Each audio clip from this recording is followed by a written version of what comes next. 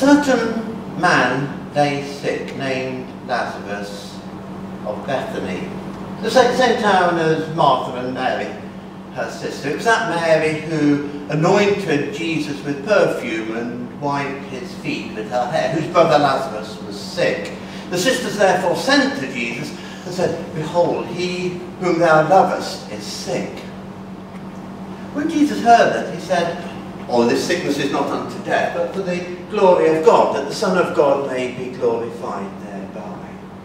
Now, Jesus loved Lazarus and Martha and her sister. When therefore he heard that Lazarus was sick, he stayed in the same place, 2 days.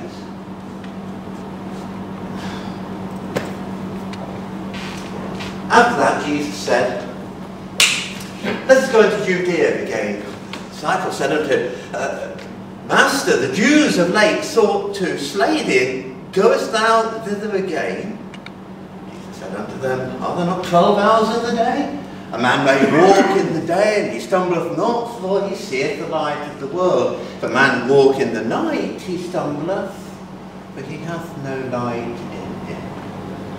After he had said these things, he said unto them, "Our friend Lazarus sleepeth, but I go to wake him out of sleep." The disciples said one to another, "Lord, if he sleep, he'll do well." But Jesus spake of his death. Jesus therefore said unto them plainly, "Lazarus is dead, and I am glad, for your sakes, to the intent that you may also believe. Nevertheless, let us go to him." Thomas, which is called Didymus, said to his fellow disciples, "Let us go also with him, that we may die." Now when they came to Bethany, they found that Lazarus had already been in the tomb 4 days. Bethany is nigh to Jerusalem, about 15 furlongs. And many of the Jews had come to Mary and Martha to comfort them concerning their brother. When Martha heard that Jesus was coming, she came to him. She said, "Lord, if thou hadst been here, my brother had not died. But even now I know that whatsoever thou askest of God, God will give it to thee."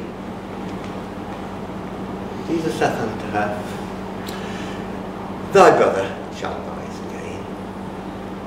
Martha said unto him, "I know he'll rise again in the resurrection at the last day." Jesus saith unto her, "I am the resurrection and the life. He that believeth in me, though he were dead, yet shall he live. And whoso liveth and believeth in me shall never die. Believest thou this? Believest thou this?"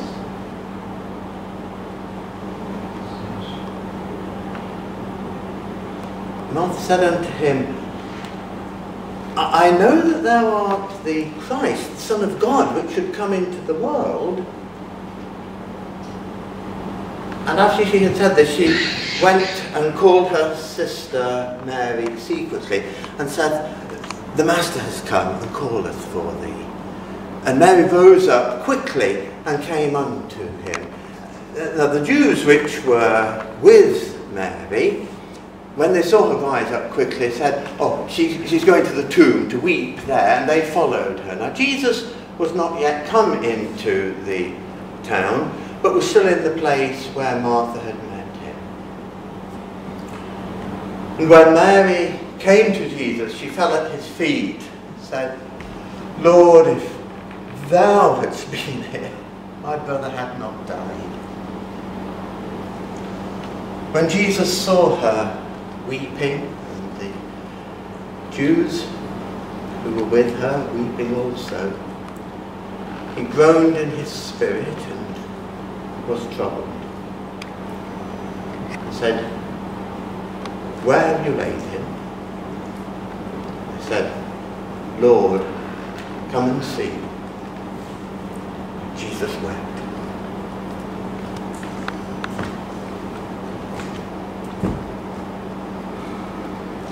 And some of them stood by and said, "Behold, how he loved him."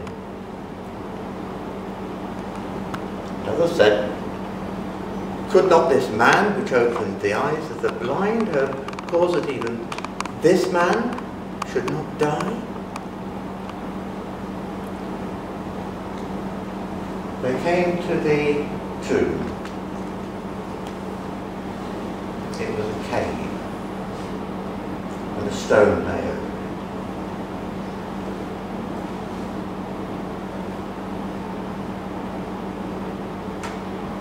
And Jesus said, "Take away the stone."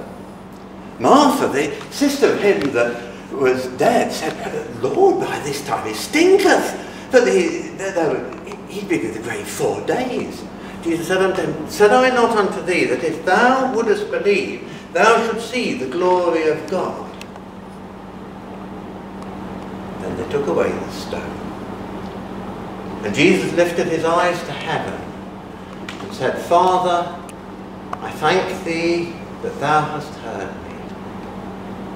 And I know that thou always hearest me. But for the sake of these that stand by, I said this, that they might believe."